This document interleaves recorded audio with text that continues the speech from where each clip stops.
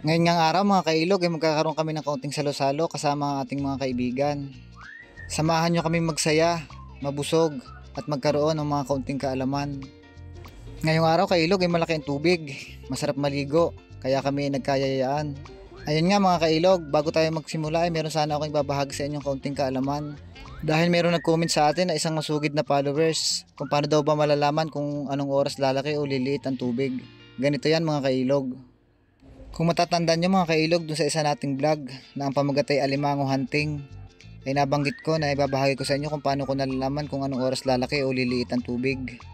Nagmula ang magandang katanungan na yan kay Yet Rayos de Santa. Shoutout sa iyo idol, maraming salamat sa palagi niyong panonood. Ang tawag dito mga idol ay Chinese calendar kung hindi ako nagkakamali. Ito ay karaniwang pinamimigay lamang o giveaway galing sa mga suki yung tindahan. Yung iba ginagawa itong listahan ng mga due date ng utang, birthday at iba pang okasyon na kanilang minamarkahan. Pati na ang mga date ng araw na sinagot siya ng kanyang kasintahan. Makikita nyo sa taas na may guhit na puti ay ang high tide. At sa bandang baba naman na may bilog na pula ay ang low tide. Sa bandang kaliwa na may bilog na sul ay ang oras at sa bandang kanan naman ay ang sukat ng tubig. At example nga yan mga kailog sa low tide. 11:35 ng umaga, 0.5 ang tubig. Ibig sabihin mga kailog, kalahating metro ang itataas nito above sea level. At kung itatanong nyo yung pinakamababa ay 00 mga kailog. At 2.2 ang naman ang pinakamataas. At kung meron naman pong sa inyo nanonood na may higit pang nalalaman, pakilagay naman po sa comment section para amin ding matutunan. At ipagpatuloy na ulit natin ang ating adventure mga kailog. Ngayon nga ay naggumawa na kami ng apoy para doon sa aming pag-iihawan ng isda. At nanguha na rin kami ng kahoy para hindi naman maubos yung apoy. Apoy na sumisimbolo sa sakit ng ating mga nararamdaman sa mga taong hindi naman tayo pinahalagahan. At apoy na sumisimbolo sa mga init ng gabi na ating pinagsaluhan.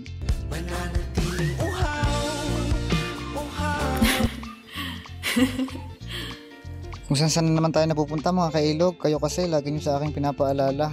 Focus tayo, focus mga kailog. Ngayon nagagawa naman ako ng kinilaw. Kinilaw na dumpilas mga kailog dahil nabanggit ko nga sa inyo, season ngayon na dumpilas dito sa amin, kaya madami dito sa amin. Mura lamang at halos nga ipinamimigay lamang ng mga mangingisda dahil sa sobrang dami nilang nahuhuli. Kung makikita nyo, naglagay na nga tayo ng sibuyas at sinunod natin ang bawang, sili at kalamansi. Tapos hinalo-halo natin. Pasensya na mga kailog doon sa mga matatakam na naman sa ating ihahayin. Diyan nga naghanda na rin kami ng pritong talong, bagoong, toyo at kalamansi. Speaking of kalamansi mga kailog, bumalik na naman ang alaala sa aking nakaraan. Kalamansi kasi ang ipiniga ko sa mga sugat ng puso ko't isipan para pansamantalang kalimutan ang hapli ng nakaraan.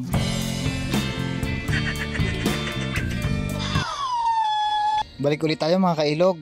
Focus ulit, focus. Balik tayo sa pagpiprito ng talong mga kailog. Huwag natin itong pabayaang masunog kasi ang susunod natin dyan ay itlog. Mukhang luto na ang ating mga inihanda mga kailog. Ngayon nga ay magsasandok na tayo ng kanin para hindi naman ito mainit pag ating kinain.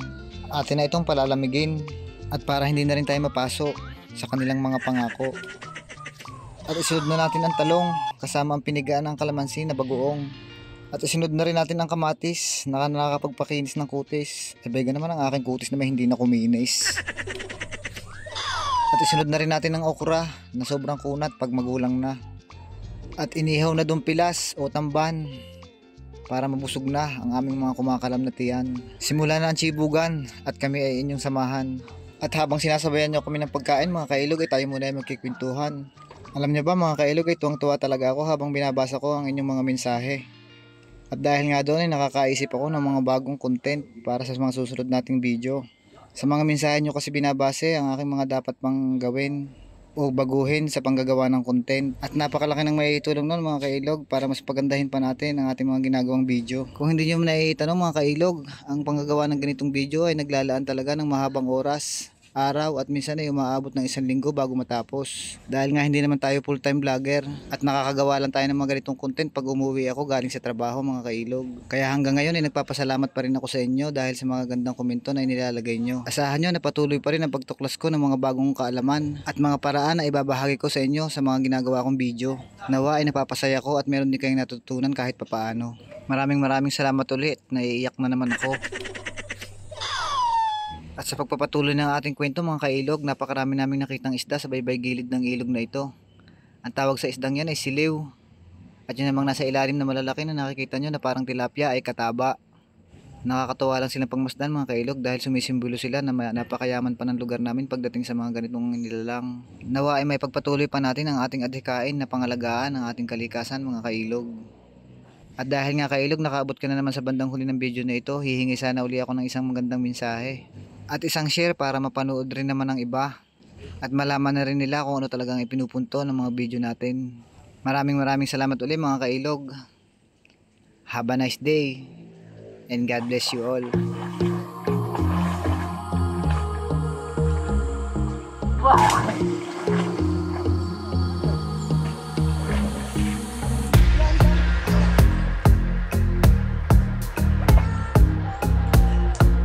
Akala nga ikaw ay ano yung pag-ong. Ako po sa baba doon.